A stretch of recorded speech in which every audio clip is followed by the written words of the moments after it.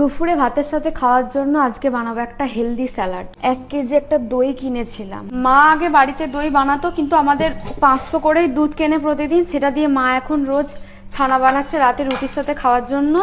সেজন্য মা বলেছে যে বাইরে থেকে কিনে নিবি দই। চলো, 1 টিফিন হয়েছে। ও হ্যাঁ, এটা কিন্তু টক দই, এটা স্বভাব।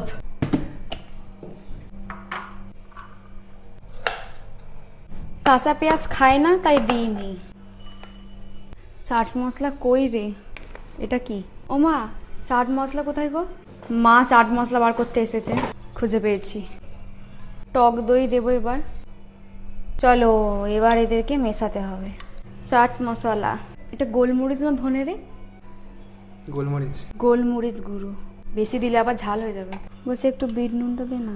লেবুর রস হয়ে গেছে, যা যা দেওয়ার দরকার দিয়ে দিয়েছি। এবার একটু খেয়ে দেখি। শসাটা শেষ হয়ে গেছে, না হলে শসা দিই। আমি টমেটো গাজর এসব দিয়েছি, একটু খেয়ে দেখি।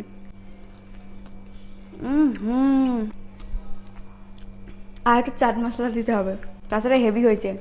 আমি এটা চাকতে চাকতে এই পরিমাণ আর পরিমাণ ঠিক করতে করতে আর্ধেক খেয়ে নিই। এটা একটু চাট মশলা দিতে হবে, আর একটু এইটার কি বললি, গোলমরিচ। কাঁচা লঙ্কা দিতে হবে, ভুলে গেছিলাম। একদম পারফেক্ট, হেভি হয়েছে। খেয়ে দেখ কেমন বানিয়েছি।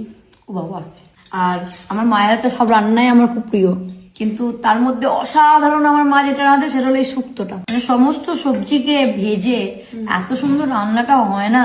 উনি বলছিল যে দইটা আলাদা করে খাবে, আমি বললাম না, দইটা মিশিয়ে দে, একসাথেই খেয়ে নেবো, পেটেই তো যাবে।